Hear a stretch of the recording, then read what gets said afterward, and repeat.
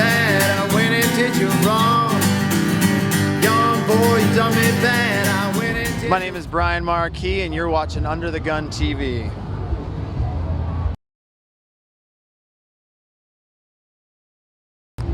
It's been great. You know, last year was the first year I did the Acoustic Basement Stage, so this year I kind of had more of an idea of how to run the stage, how to set it up every day, how to deal with, you know, the various logistical issues you have out here on Warped Tour, and I kind of got it figured out and implemented a bunch of new upgrades to the stage to help it, you know, sound better and run better, and they're all working out, so it's been really great this year so far.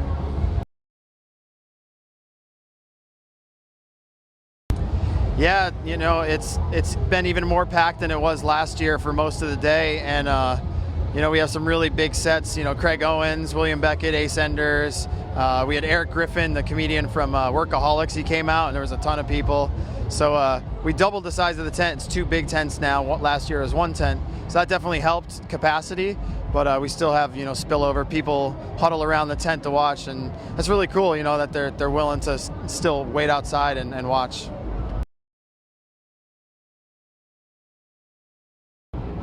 I think the most special part about the tent is just the vibe between the artists, the camaraderie.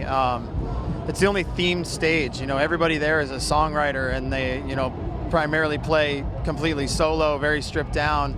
And it's just the songs and the stories and the personalities. You know, you get a lot of personality thrown into the mix in between songs. Sometimes it's almost more interesting and funny, the stuff that happens in between the songs and the actual songs that happen. Like, I love hearing Vinny Caruana tell stories, and he gets a little lippy on the mic, and, you know, it makes my day. And hearing William Beckett tell stories about his stutter and his father's stutter and how he ties it into his performance is really cool. So it's just the personal connection. You know, people get really close and personal with these artists, and just the camaraderie of everybody working together is really special. Yeah, that was just kind of like just a motto I have, you know, like, you know, I got it from my father and my mother.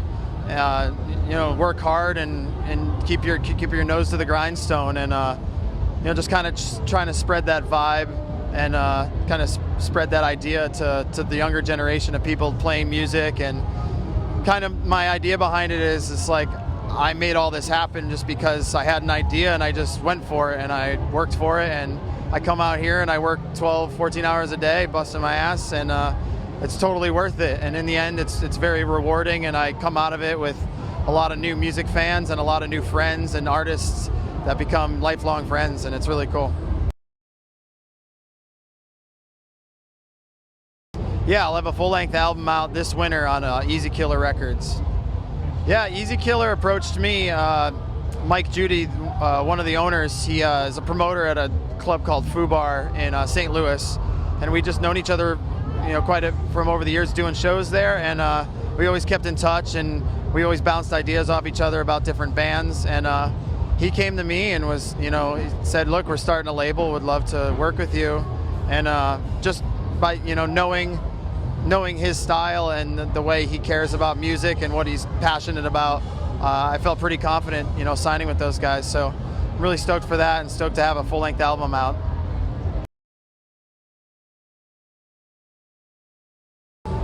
The songs I chose for my cover EP were a lot of songs that I was influenced by at the moment. They kind of gave me the courage to really do this solo thing. Before I even did my Snow Damage EP, I was playing those songs and listening to those songs, because playing solo was really foreign to me. I'd played music since I was 11 years old, playing guitar, but I really had never played solo acoustic, and so it was pretty nerve-wracking in the beginning. And those artists really influenced me to have the courage to do my own thing. And the Bruce Springsteen cover, Terry's song, that was a song that was played at my uncle's funeral, and I really wanted to play that song for my family, and so I put that on there as well.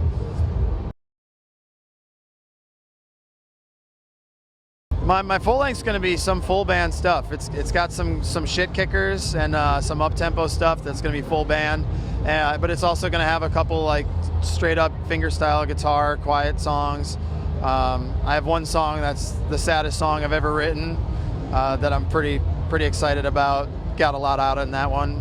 So I think I like to stay dynamic, so I think that's what I'm leaning towards with this. It's going to have a lot more full band stuff, a lot of fast songs, but equally, you know, there's some slow ones and some ballads, if you will. It is a little bit different for me to get used to playing solo. You know, I'm not jumping around like a sweaty idiot like I was in Therefore I Am. I'm stationary. It's quieter. It's more subtle. So, you know, with Therefore I Am, I was just had a roaring guitar and like had 4 dudes I was feeding off their energy. So now it's like it's just me. So it's me creating the energy for myself, and so I kind of miss that vibe sometimes. But I also like the freedom of just being the only thing that's happening and the only thing to focus on, and it lets me focus on the song even more in my playing. And it's definitely different, but I'm, you know, I've been a musician for most of my life, and it's just another challenge and another way to express myself, and I really enjoy it.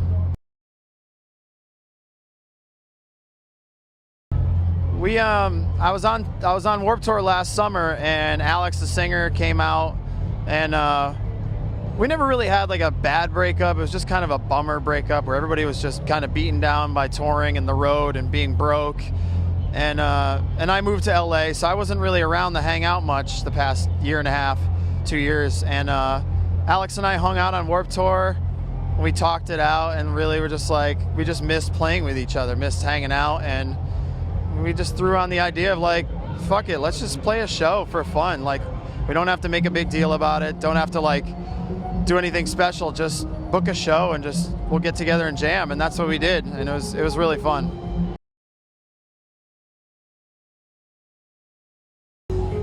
Yeah, it was just, you know, friends I've been playing music with, and my brother Greg, you know, he helped out. Members of his band Actor Observer got in there. My brother Sean is in the band Vanna, and he was on tour at the time that I was recording. So I literally brought him to a studio at my producer's school. He cut a bass track in like an hour, and then we got him right back to the venue so he could play his show. So it's really nice to have been playing music for a long time and have a lot of great musician friends that are willing to pitch in and just want to be a part of a project. It's cool. Oh, I love my whiskey and my bourbon, yes. My drink of choice. You know, I really enjoy Eagle Rare 10-year. I like I like Woodford Reserve. That's a pretty solid one at the bars.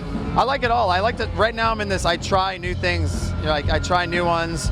I'm trying a lot of rye whiskeys now, and I just like to try it all. And it's really cool because now people know that I like whiskey, and they start bringing me whiskey at shows, and that makes it more fun.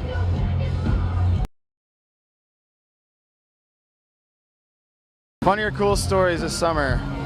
I think the best part about this summer so far has been a bunch of my Acoustic Basement artists are on the same bus as me, but then we also share with a bunch of Spotify stage artists who are EDM, dubstep, and hip-hop guys, and we have the best time together. We have the best dance parties. You might not think like, you know, acoustic guys and hip-hop dudes would get along or have the same interests, but we're all musicians together, and we all love a lot of different music, so all night long they would DJ and we just have the whole place bumping, and that's been a really fun, special part of the tour. This has been Brian Marquis from the Acoustic Basement at Vans Warped Tour, saying see you soon. One day when you're looking back, you were young and man, you were sad. When you're young, you get sad. When you're young,